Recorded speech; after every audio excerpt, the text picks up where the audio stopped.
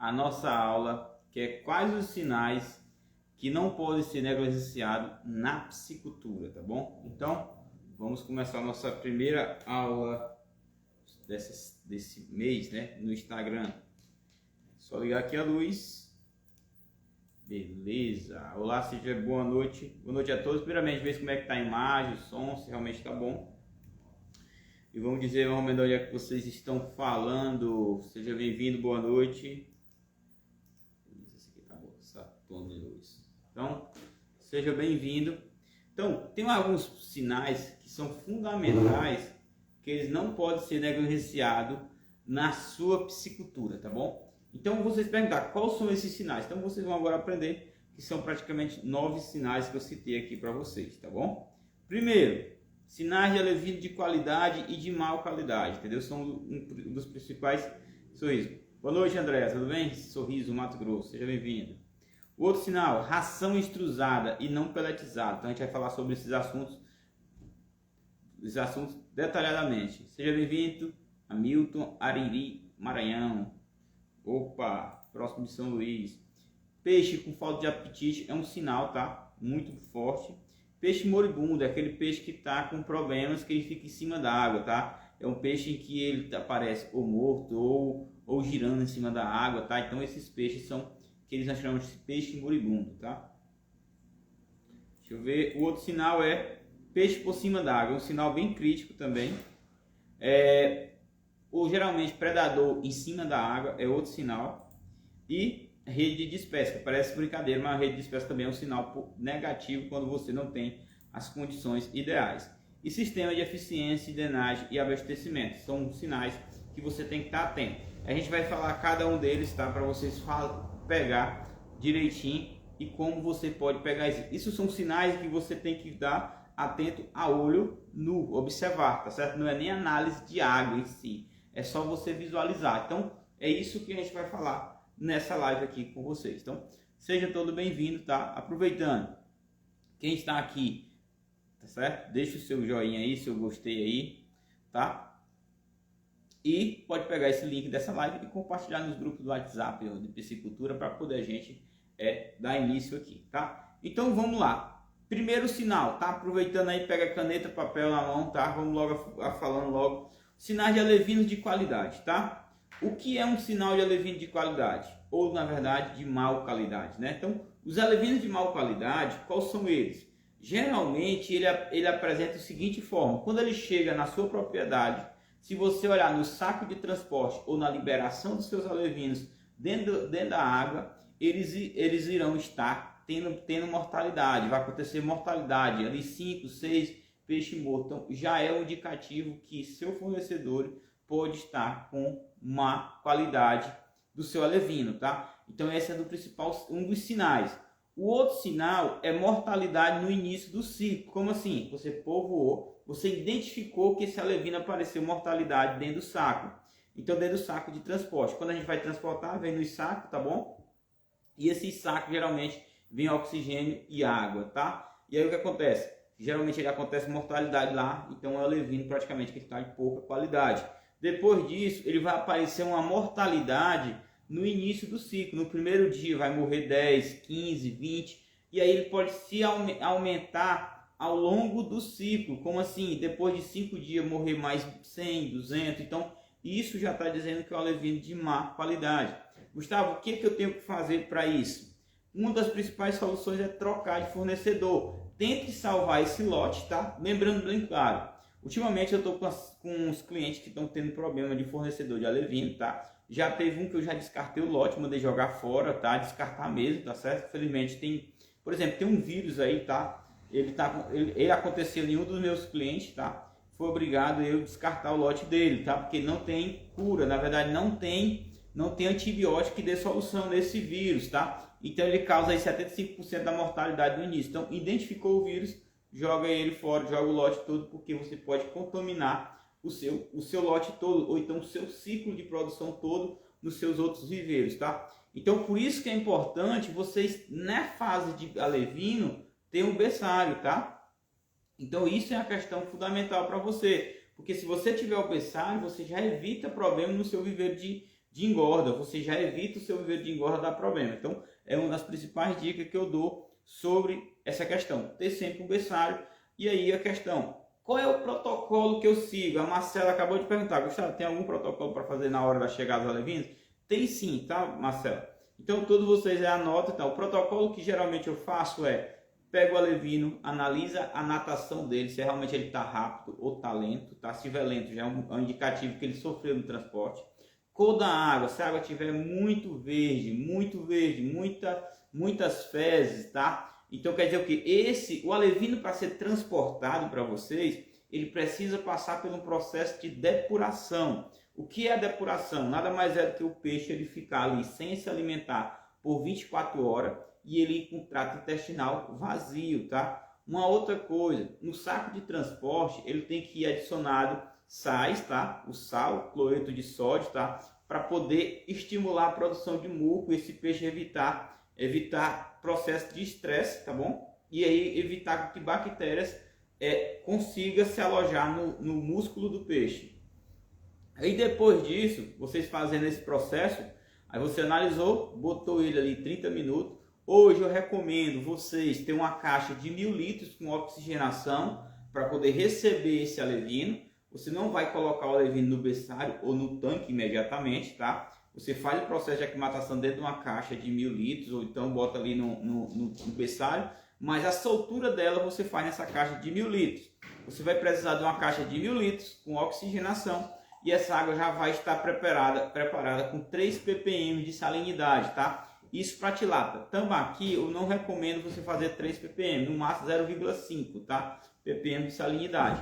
Por quê? Porque se o alevino ele vem numa água de péssima qualidade, com estressada, se você vem ali, ele tem cheio de bactérias. Quando você solta aquela água junto com o seu peixe dentro do seu berçário ou dentro do seu viveiro, automaticamente você está liberando bactérias dentro do seu ambiente, da sua fazenda, da sua propriedade, do seu cultivo, tá? Essa é uma das principais dicas. Aí sim, aí tem aqui dentro da caixa, né? Colocou dentro da caixa, passou ali 15, 20 minutos, verificou a temperatura, tá bom, pH também está bom, faz a soltura desse peixe na caixa com água. Espera ali 30 minutos, 1 hora, como é que ele vai se comportar. Depois com a rede, com o pulsar ou com a caixa de verdura, você coleta esse alevino e bota nos seus tanques e no seu berçário. Depois disso, eu recomendo você já entrar 7 dias com antibiótico na ração. Você pode usar o oxitetraciclina, que é a mesma terramicina, tá? Terramicina tem componentes delas, tá? E depois você pode usar também o tisulfim, que é um recomendo também. 7 dias na ração para poder evitar algum problema. Já aconteceu de ter mortalidade e não fizer isso? Já sim também. Tem gente, esse meu cliente, ele fez todo esse processo, evitou uma bactéria, mas aí depois ele deu um vírus, tá? Então, por que aconteceu? Porque esse vírus não tem antibiótico que faça combater eles. Infelizmente, o único recurso que tem é descartar com esse vírus. Qual é o vírus? O peixe ele vai ficar com a barriga, parecendo com barriga cheia d'água. Então, é uma das características. A outra é ficar cego. Vai aparecer muito peixes cegos, tá? É uma das características também desse vírus, tá? Os peixes ficam cegos e aí automaticamente eles vão tender a morrer. Marcela, Gustavo, os alevinos no dia que chega, eu posso botar ração para eles? Marcela, o recomendado é que a alevino assim que chegar, não alimente ele de jeito nenhum. Espere o outro dia para poder você colocar os seus alevinos, tá bom? Colocar ração para os seus alevinos. Gustavo, quando o alevino chega, qual é a ração que eu vou usar? Vai depender muito do tamanho do alevino que vai estar. Se ele vai estar com 1 grama, com meia grama, com 2 gramas, tá? Então isso que vai demandar o tamanho dessa ração.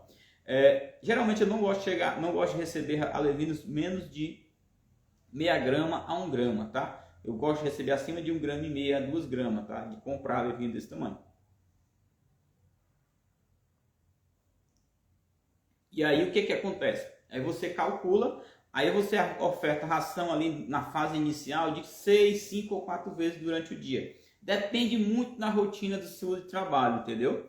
Porque vamos supor que você está na rotina de trabalho e não tem uma pessoa para lhe ajudar, então você pode fazer 4 vezes, tá bom? Pode dividir em 4 vezes durante o dia o arraçoamento desses peixes.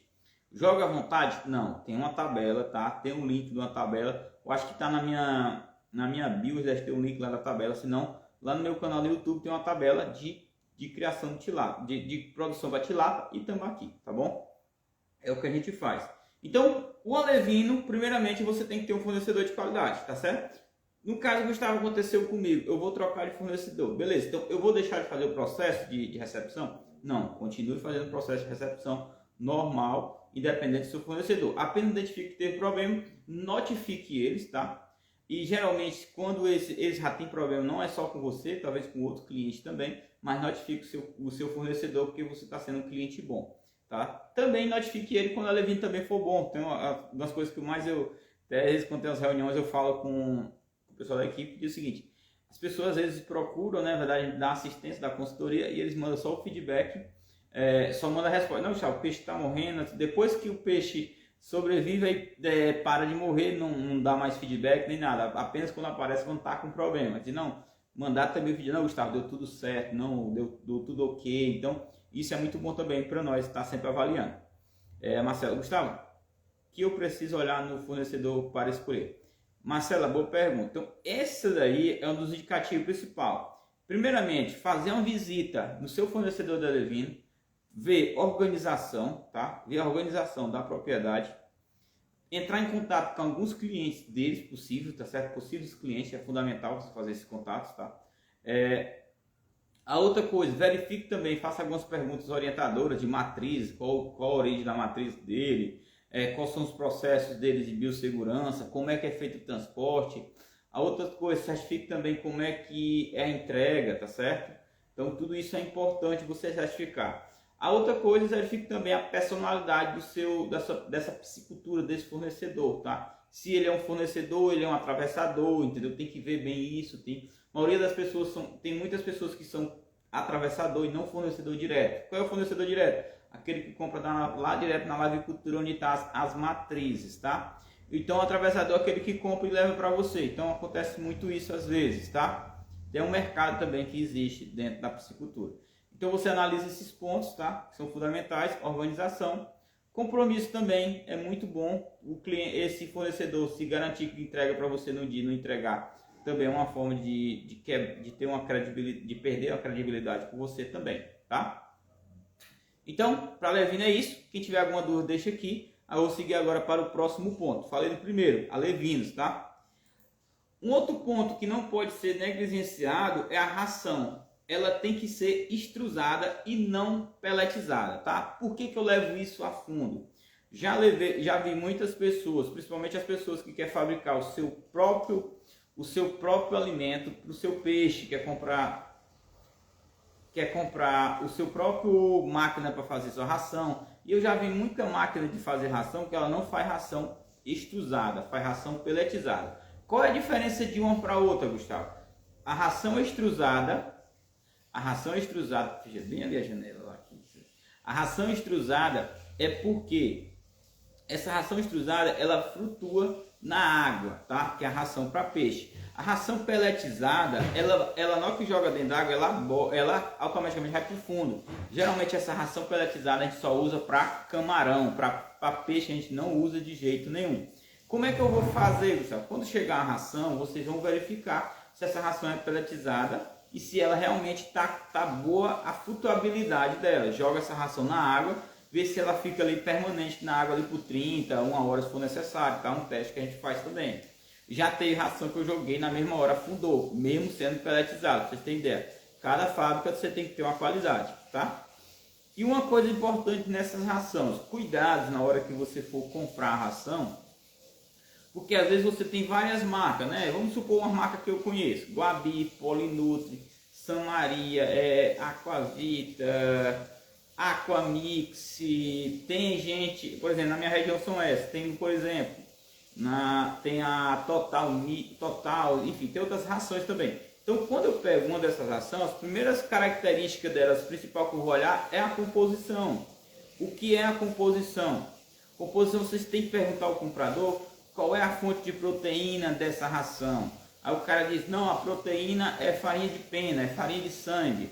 Não é. Então a melhor proteína que existe para a conversão alimentar, melhorar a sua conversão alimentar, está alinhado com a proteína de farinha de peixe, tá? Então as farinhas de peixe são as melhores proteínas que tem, tá? Se a pessoa tem lá fonte de proteína, farinha de pena, farinha de osso, farinha de sangue, né?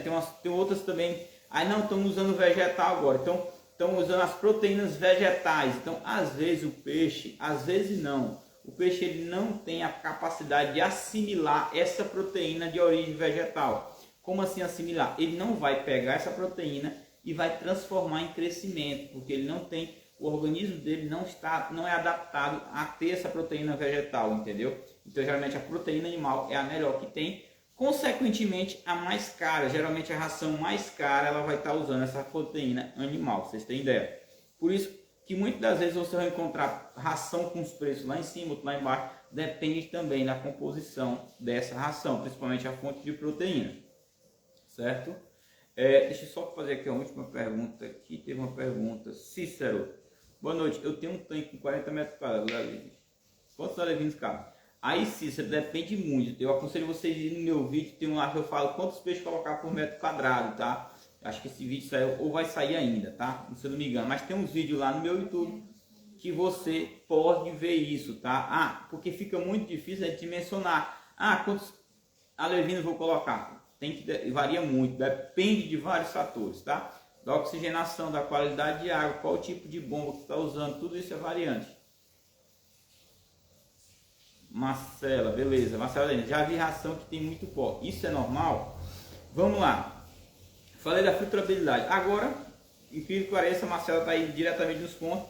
O que é? Então, ração que tem muito pó é um indicativo negativo, tá? É uma coisa que não é normal. É normal ele ter um pó? Se vocês, como é que vocês têm que fazer quando vocês for comprar a ração de vocês? Isso direto da fábrica, né? Tô falando diretamente da fábrica. Como é que vocês podem fazer?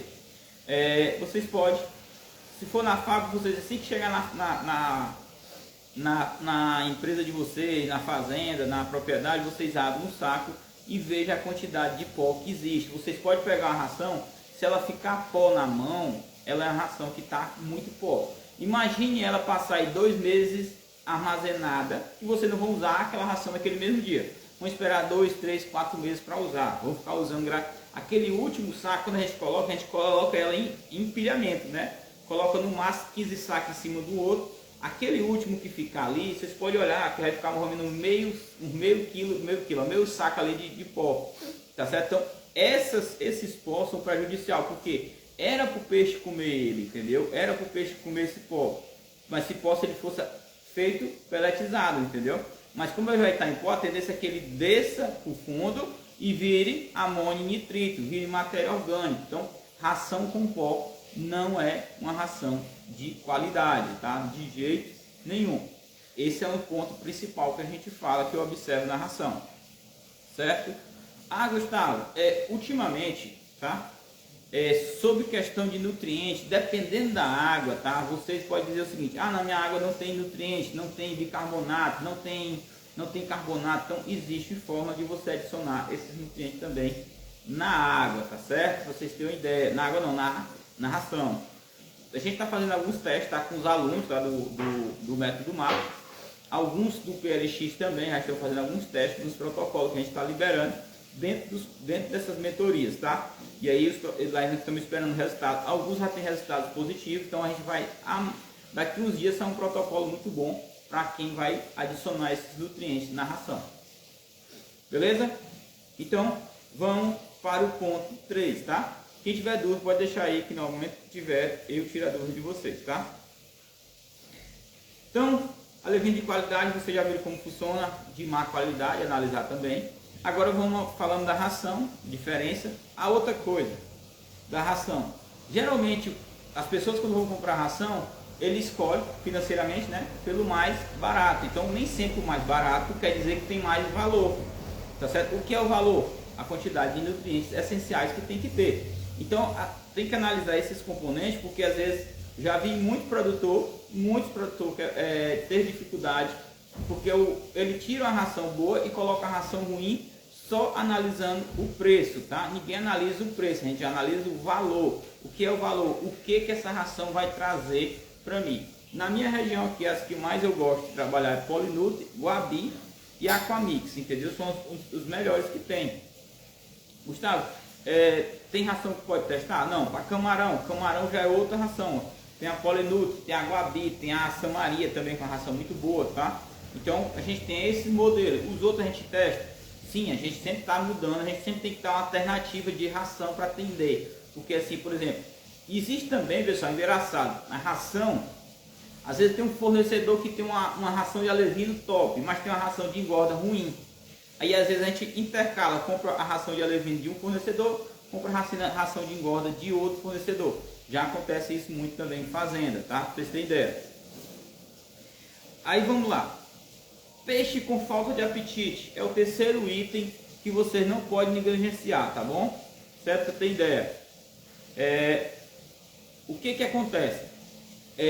Peixe com falta de apetite é um ponto negativo, tá? Vocês têm que observar, o peixe não quis comer, não quis comer uma refeição, cancela toda a refeição naquele dia, vá avaliar o que pode acontecer, tá? Então sobrar ração não é uma coisa normal para o piscicultura, tá bom? Caule Vicente aqui. Qual é a ração que recomendaria? Vai depender, tá? Geralmente eu falei essas citas que eu geralmente já usei e aí indico, tá? Indico porque tem qualidade, tem resultado nas minhas mãos já. Mas dependendo, por exemplo, tem a Total, que na região sul, sudeste é muito boa também. Nunca trabalhei com ela, mas quem me diz isso são pessoas que são da minha confiança, pessoas que já são parceiros e eles nos falam realmente as verdades, entendeu? Que realmente é boa, não tem o que ganhar com isso, e só o que falar, porque o que eu falo para vocês aqui eu já testei. Então esses caras lá que são bons, entendeu? Já me passaram que são boas, entendeu? Porque a gente também às vezes quando faz uns contatos no network para saber algumas regiões quais são as melhores rações.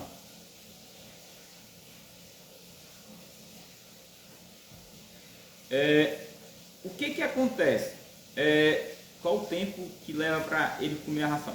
Marcelo, o tempo médio que eu uso é 10 minutos, entendeu? 10 minutos o peixe teria que se alimentar. Se ele não se alimentar em 10 minutos, passar ali 15 minutos, já é sinal negativo, tá?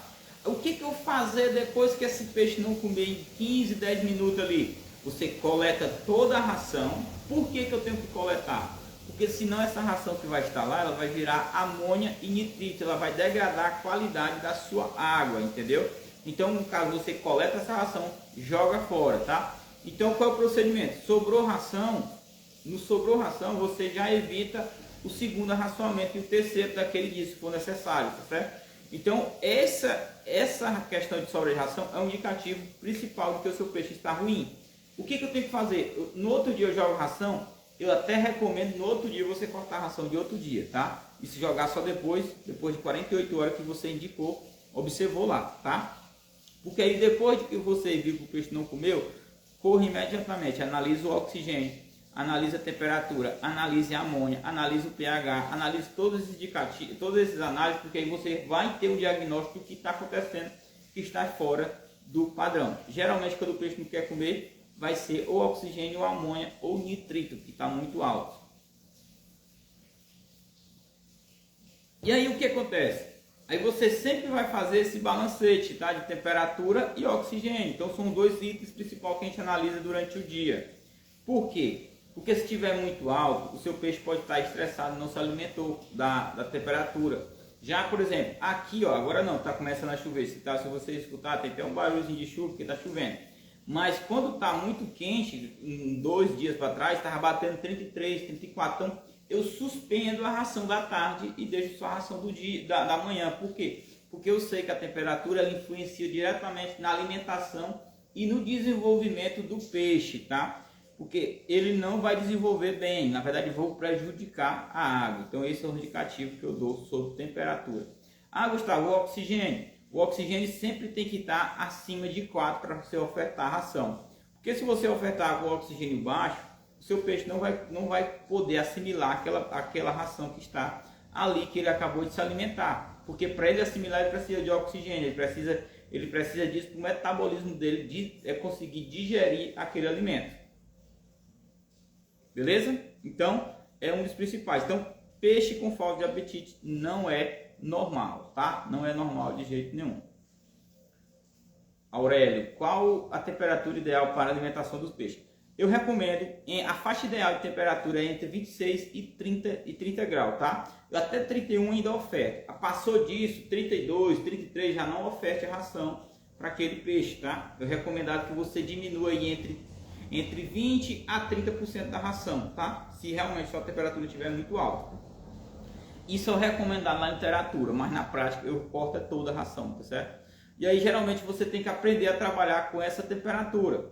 Por exemplo, você que está aí, por exemplo, na questão do frio, estou no frio, então geralmente a tarde é mais quente, então você tende, quem está no frio, colocar a ração mais para tarde. Quem está no quente tende a colocar a ração mais durante a manhã do que a tarde, tá certo? Então essa é a recomendação que eu digo sobre temperatura. Marcelo, o peixe passa muito dia sem comer, tem algum problema? Não tem, tá? Lembra bem, cara, eu falei, não sei se eu já falei aqui no Instagram, não vou falar agora.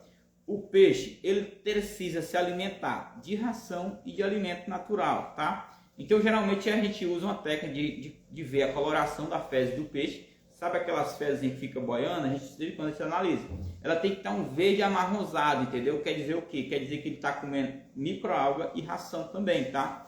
Então isso é muito importante vocês analisar também nas fezes também. Então o peixe ele não se alimenta só de ração, por isso que a gente faz adubação, por isso que a gente faz toda a preparação da água e do solo para poder ter a produção de alimento natural. Desculpa aí, já tô...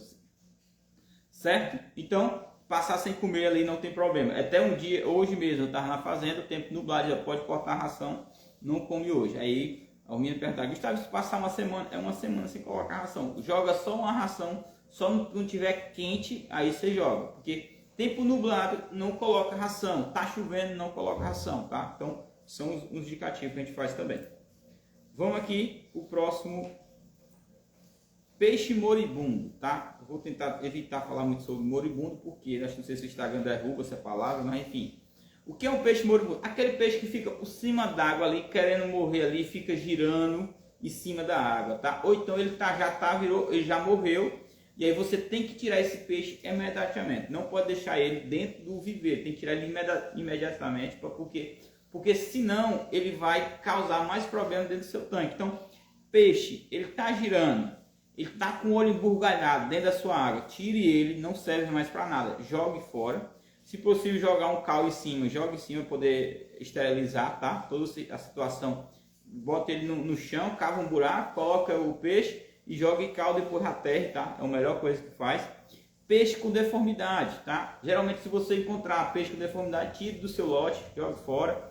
Não tem muita função, tá? O que é deformidade? Deformidade geralmente ele tá ou com algum problema na cabeça, tá? Ou uma ulceração, tipo uma coisa branca na cabeça, ou então a falta de uma nadadeira, falta de ou deficiente na coluna vertebral. Então são os peixes com deformidade. Ou na boca também, eu descarto o ludote.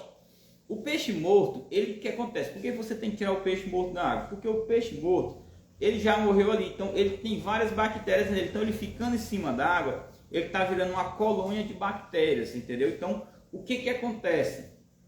Esse peixe morto, ele morreu por algum tipo de bactéria, e essa bactéria está consumindo ele ali em cima da água. Pode ser que o peixe vai lá, mexa com esse outro peixe, e pode ser contaminação, e você vai ter uma contaminação do seu lote todo. Então, viu o peixe morto, tire da água, não deixe dentro da água, tá? Não deixe ali mais, colete ele. Geralmente nas fazendas eu usava tipo aquela peneira que a gente usa em piscina, entendeu? O cabo de piscina, tinha um cabo lá de 6 metros, usava, porque geralmente os peixes ficam ali na borda, entendeu? Quando morre eu ia lá e coletava tudinho, tá? Então é um sistema de biossegurança que a gente faz. O peixe girando é um indicativo de estafilococcus. Geralmente ele vai começar a girar, ou ele gira do início da manhã, ou ele gira no final da tarde. Por isso que eu tenho uma aula que eu recomendo você assistir no YouTube, tá? Ela vai sair logo, que é justamente os sinais que você tem que pegar. Que se o peixe estiver girando com um problema, você pode pegar o peixe e jogar ele fora, porque ele está com indicativo de doença, de estafilococcus. Quando está indicativo de doença, de bactéria, alguma coisa, o que eu tenho que fazer? Você tem que analisar a qualidade de água, porque a bactéria, o vírus em si, ele só vai acontecer se ele tiver com defeito de qualidade de água, tá bom? Esse é o principal indicativo, o principal problema das bactérias é qualidade de água, tá bom?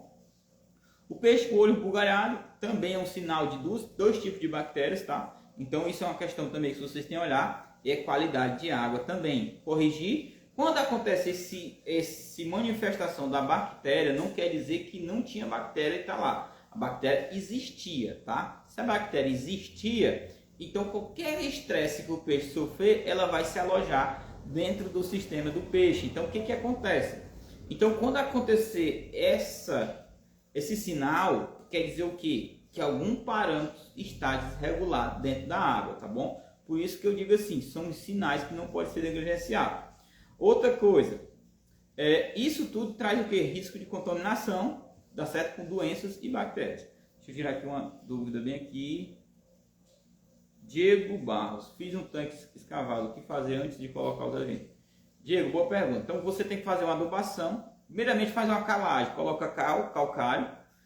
Se você não tiver cal, se você não tiver calcário, geralmente concentração de calcário, 250 gramas de calcário, coloca ali no fundo, espalha 250 gramas por metro quadrado, tá bom, Diego? Depois, não tenho calcário. Aí você pode colocar o cal, 100 gramas a 150 gramas de cal no fundo, cal de construção mesmo, tá? O cal, uma ressalva, se você vai usar o cal, você tem que esperar mais ou menos 6 a 7 dias para polvar o seu peixe. Se você vai usar o calcário, não tem problema, o calcário não reage em cima do pH, então enche o viveiro e aí depois você pode colocar. Aí fez essa questão de calcário, encheu o viveiro, faz adubação com ureia e depois adubação com composto orgânico. Geralmente o composto orgânico que eu uso é o puim. Concentração de ureia, você vai diluir a ureia numa água, tá? Ureia, e aí você dilui em média 5 gramas, calcula 5 gramas por metro quadrado, tá? Aí você pode fazer essa adubação, tá bom, Diego? E aí depois você deixa a água ficar verde e depois pode soltar. Verde é uma tonalidade verde, não verde escuro, verde claro, tá? Aí coloca os seus alevinos. Marcela, peixe assim é outro tipo de doença. Peixes assim é algum tipo de doença? Sim, geralmente vai acontecer esse tipo de doença, tá bom? Ele não vai morrer assim por questão de morrer não, então vai acontecer alguma coisa. Aí você corrige parando, depois ele para de morrer, tá? Pode acontecer isso também, certo? Peixe descamando, pode ser alguma doença fúngica? Qual a solução alternativa? Peixe descamando tem uma bactéria. Deixa eu olhar se eu encontro aqui qual é a bactéria. Eu acho que deixa eu pesquisar aqui qual é a bactéria. Bem aqui eu tenho uma aula aqui que fala sobre bactérias. Acho que é aqui, deixa eu ver bem aqui. Tem uma que eu falei justamente dentro. Esses tipos de soluções de bactéria tem dentro do módulo 14 sobre doenças e tratamento do PLX. Quem está nele lá sabe muito bem do que eu estou falando, tá? Pronto, eu achei ela aqui. Quando o peixe está descamando, parece fungo, parece íctio. É a Fagus culinari, tá? É uma bactéria que mata muito, tá? Principalmente na fase de alevinagem, tá? Não me lembrava era o nome, tá? Então existe um procedimento que você tem que colocar colocar na ração desse peixe para poder evitar essa mortalidade, tá bom? Então geralmente não é a octaciclina, tá? Que usa, é o tisulfim. Existe um protocolo de ser seguido, tá bom? Mas a solução é essa, tá? Resolve tranquilo.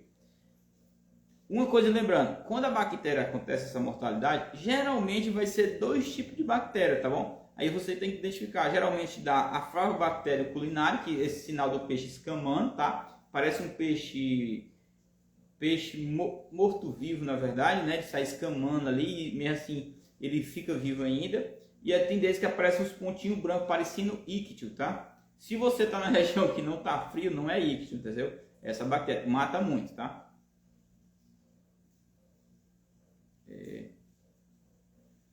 Boa noite, tranquilo. Chegando agora. Então, para quem tá chegando agora, bota aí seu like aí, vamos embora. Deixa eu botar aqui.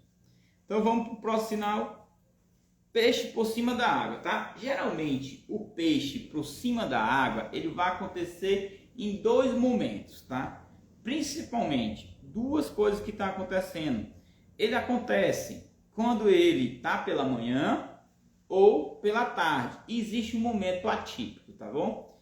Quais os momentos atípicos? Você terminou de jogar a ração, o peixe ficou ali em cima da água boquejando.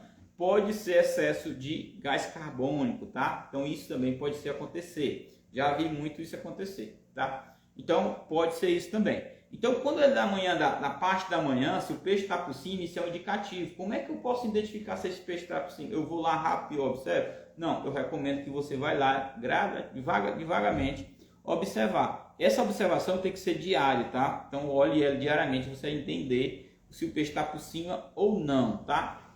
Então esse peixe por cima ele é um indicativo de que pode estar acontecendo uma falta de oxigênio. Praticamente 100% é oxigênio. Se você não tem aerador ou se você tem que certificar com oxímetro, tá? Se não, se não tem oxímetro, esse indicativo é 100% de falta de oxigênio pela manhã. Você vai lá e adiciona um sistema de aeração a mais, tá? Então esse é um indicativo fundamental.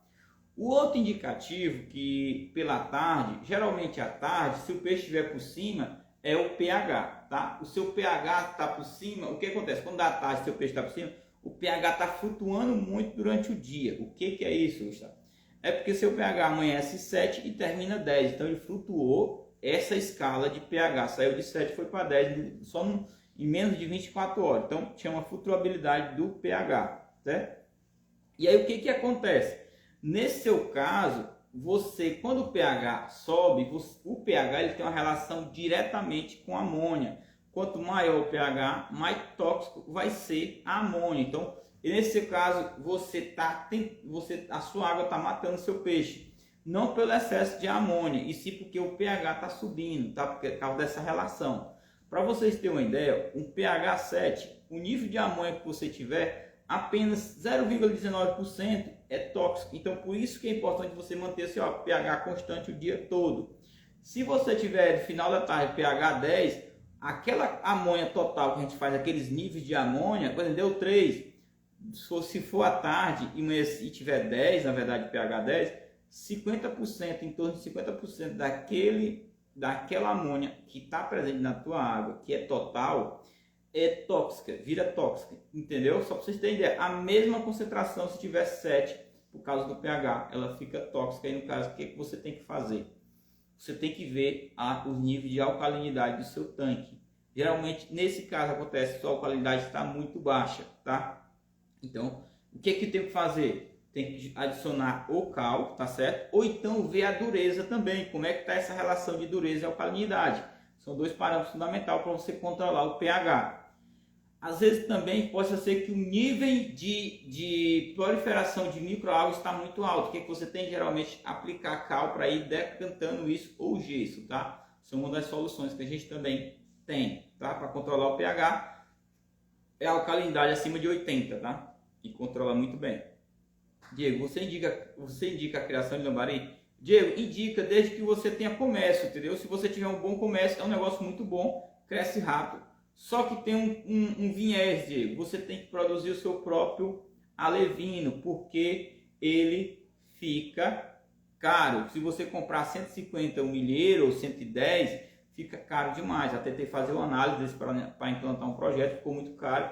O mais correto seria produzir o próprio lambari. É um mercado muito bom, mas desde que tenha região consumidor. Por exemplo, na minha região não tem saída, tá? Mas na região, não sei onde é que você está, qual é o seu estado aí, mas se for um estado bom, que tenha venda acima de 15, 16 reais, é um ótimo negócio. Como controlar o pH? Beleza, respondi essa pergunta, mas é só você controlando a alcalinidade e dureza. É a forma de você controlar o pH, tá? Então, beleza? Vamos aqui para a próxima dúvida.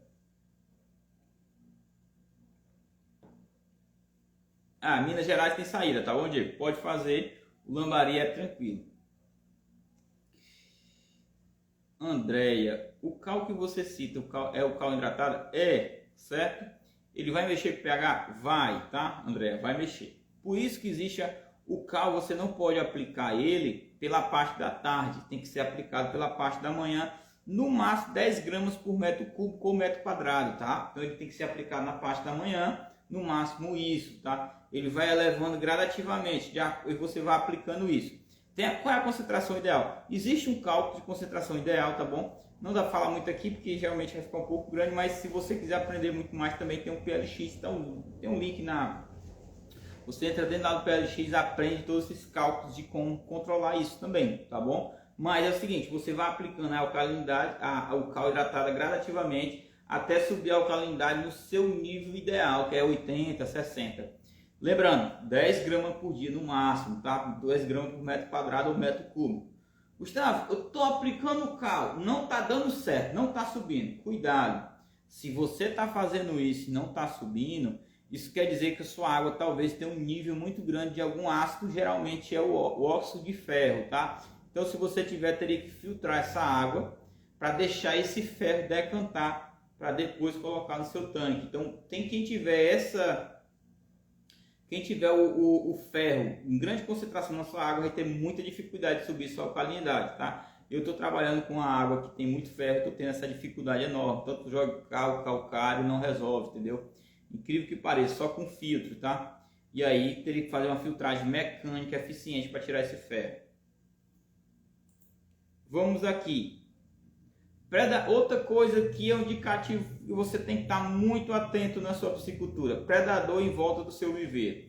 Ou pássaro, ou jacaré, ou lontra. O jacaré a gente dá para ver mais à noite, tá? De dia você não vê muito. Mas lontra, qualquer tipo de predador que estiver no seu tanque, tome cuidado, que ele pode estar comendo a sua produção, que a maioria das vezes é. Bem-te-vi é um principal que come o alevino, cuidado. Garça, martim pescador. Então esses são os principais indicadores que está acontecendo uma predação muito grande no seu viveiro. Então evite isso. Já, olha, primeira vez que eu comecei a cultivar na minha vida peixe, não tinha nada, região seca do Piauí, não tinha água lá para ter água para fazer poço. No dia que eu fiz o tanque apareceu um martim pescador, entendeu? Para você ideia. Então vai acontecer. O que eu recomendo é que vocês tenham a tela de proteção e não deixe nenhum predador acontecer. No caso de jacaré ou lontra, o correto é que vocês coloquem uma cerca elétrica em torno assim de 10 centímetros do solo, entendeu? Só um fiozinho mesmo evita, tranquilo, tá? É um negócio bom, não foi eu que desenvolvi, não é eu que implanto. Aprendi isso em Minas Gerais, tinha um produtor lá, fui lá e foi o único sinal que tinha que acontecer. O outro desses dois predadores, eu não posso falar aqui no Instagram, mas existe um remédio também muito bom também, mas a gente indica mais à noite. Geralmente à noite você pega o jacaré, vocês colocam acima do viveiro de vocês, tem uma questão de... ele dá um fogo, né, na lanterna baixa, fica uma questão assim vermelho, tá? É o olho do jacaré. Geralmente a gente indica vocês identificar jacaré no viveiro à noite, tá? Teve uma fazenda que eu identifiquei, contei 12 só numa noite, entendeu? Pra vocês terem ideia. Tem gente que pega no laço, enfim, tem para poder evitar, tá bom? Então é um predador que come muito.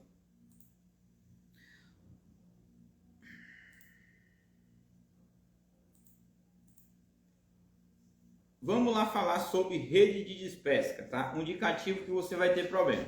Se você tem um tanque e sua rede de despesca é pequena, ou ela não tem a malha ideal, ou ele não tem um cabo de chumbado ideal e não tem um cabo de boia ideal, problema de você vai ter. Você não vai entregar sua produção, você vai ter perda de produção, vai ter estresse com a sua equipe, você vai ter uma série de problemas. Então eu estou dizendo isso por experiência própria, então aprenda isso de uma vez, tá? Celso, rapaz, aqui na minha região nem cerca elétrica deu conta da lonta, tive que colocar a tela em torno do viveiro. Eita, correio é demais, viu?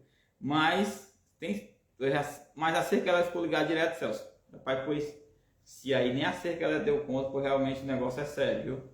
Lá não me deu certo. Qual a malha ideal de rede? Marcelo, a malha ideal para rede tem dois tipos. Tem de alevino, que é a malha 1, e tem a para pegar peixe grande, que é a malha 4, tá? Ela é assim, desse tamanho assim, a malha 4, a malha 1 é assim.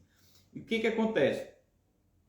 Essas malhas, porque outra coisa, quando for passar a rede, verifica se a rede não tem buraco, se não tem uma falha, alguma coisa, porque pode acontecer de uma perda, do peixe não se segurar e ir embora, tá? Isso dá uma dor de cabeça danada, descansa muito, dependendo, se for um viveiro escavado, precisa do mínimo 3, 4, no mínimo 3 pessoas para puxar. Se for um viveiro grande, 4, 5 ou 6 pessoas para trabalhar, tá bom?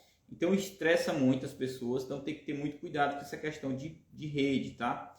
É uma coisa que a pessoa, você só vai se cuidar disso no dia da despesca. Incrível que pareça.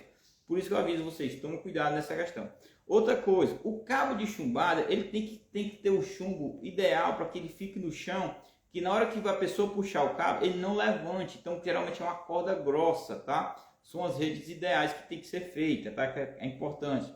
A boia, tem rede que a gente bota a boia e a boia faz afundar. Então, cuidado com esse tipo de rede. E muitas das vezes as pessoas nem se interessam em comprar rede, só deixa para comprar rede depois de uma ou duas despesas, sai pedindo um emprestado. Isso acontece muito na rede de pesca, tá? Então é importante você ter rede de pesca. Respondi aqui. Gustavo, qual é a frequência que você indica em fazer medição do pH e os demais parâmetros? Boa pergunta. Indicativo, vamos lá. Oxigênio, se você puder fazer diariamente, é ideal, e temperatura. pH você tem que fazer de toda semana, tá? Uma vez na semana, ou então de 15 dias, dependendo do sistema que você está fazendo. Se for super intensivo, uma vez na semana. Se for intensivo, uma vez na semana. Se for semi-intensivo, 15 dias, tá bom. O pH você tem que fazer em 2 horários, pela manhã, 6, 7 horas, e pela tarde, às 16 horas, tá? Aí você vai encontrar essa variação que eu falei, entendeu? Agora os demais parâmetros, alcalinidade, dureza, pH, amônia, nitrito. Não vou passar os outros, que os outros não é muito para vocês, mas é para cassinicultura. Mas esses são os ideais, tá? Transparência. Ou vai depender, ou de 15 dias, se for um sistema semi-intensivo. Se for intensivo ou super intensivo, toda semana, tá bom?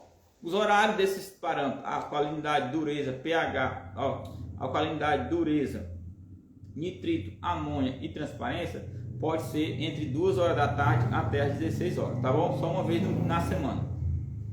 Beleza? O saco na rede é obrigatório? É obrigatório, Marcelo, senão não segura o seu peixe. Celso, a lota passa muito rápido. Eu fiquei observando e vi ela passando hoje. É um dos nossos maiores problemas. Então, tem que vir uma outra solução aí. Então, cria sistema raso, então tem que ser 7 dias, tá bom? É o mais recomendado. E a outra coisa, que é um indicativo que vocês têm que fazer, prestar muita atenção nisso, é não deixar negligenciar o sistema de drenagem e abastecimento eficiente, tá? O que quer dizer isso? O sistema de drenagem ele tem que ser eficiente, ele tem que drenar a sua água do seu tanque toda, independente se é raso, independente se é viveiro escavado, entendeu? Porque você tem que evitar gastos desnecessários e também facilitar na hora da despesca, entendeu? Então, não ficar dependente de bomba, não ficar dependente de outros tipos de sistema para drenar a sua água. O correto é que você abriu o seu cano de drenagem, abriu sua comporta, você vai a água sair todinha por gravidade sem você gastar energia com isso, tá?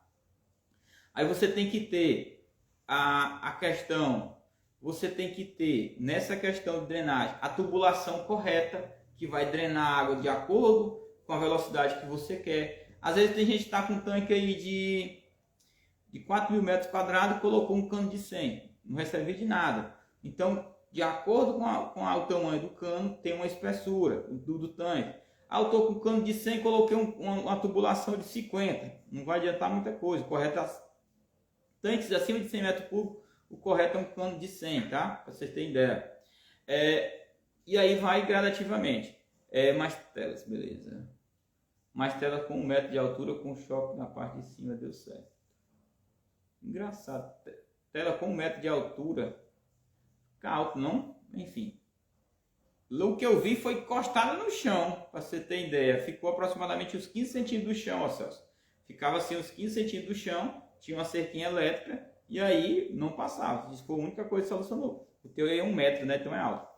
Marcela, qual declividade você recomenda para os viveiros? Depende do tamanho do viveiro, tá? Geralmente eu boto a declividade de 0,5% ou 1%, dependendo da topografia do viveiro, tá bom, Marcela? Por exemplo, um tanque aí de 100 metros cúbicos, eu boto aí 25 centímetros de declividade, lá da base para cá 25, certo? Alexandro, percebi essa semana que alguns peixes estavam mordendo na parede do tanque. Será que está comendo algo? Opa, o que fazer? Alexandre, beleza. Ó, isso é um indicativo massa, entendeu? Porque é uma coisa positiva, não tem nada a dizer não. Eles estão comendo, eles estão raspando. É tilápia, Alexandre? Se for, me avisa aí. O que acontece? Elas estão raspando a microalga que está. Não tem risco nenhum não, tá? Observa que você vai ver um bocado de ranhurazinha no dente delas, ela vai estar raspando. Se for tilápia, tá? Não tem nada de ruim não, tá? Isso é uma coisa muito positiva. Certo? A outra coisa, o que é um sistema de abastecimento? Então, Alessandro, se for tilápia não tem problema, eles vão ficar raspando normal, tá? Então isso é muito bom para ti, tá? Então quer dizer que elas estão se alimentando tranquilo. O sistema de abastecimento eficiente, ele tem que abastecer o seu tanque aí no máximo em um dia, tem que estar cheio, tá? Porque se não for, aí você vai ter uma perda muito grande de planejamento. Já tem lugares que passa 7 dias para encher o viveiro. É terrível trabalhar com isso, entendeu? Com um sistema ineficiente. Gustavo, tu encontra muita propriedade assim? Demais. A maioria das propriedades não são projetadas, para vocês terem ideia. A maioria das propriedades, poucas elas têm um sistema, tem um projeto projetado para isso, tá certo? Como assim? Geralmente elas são feitas do jeito que o piscicultor imagina, tá certo?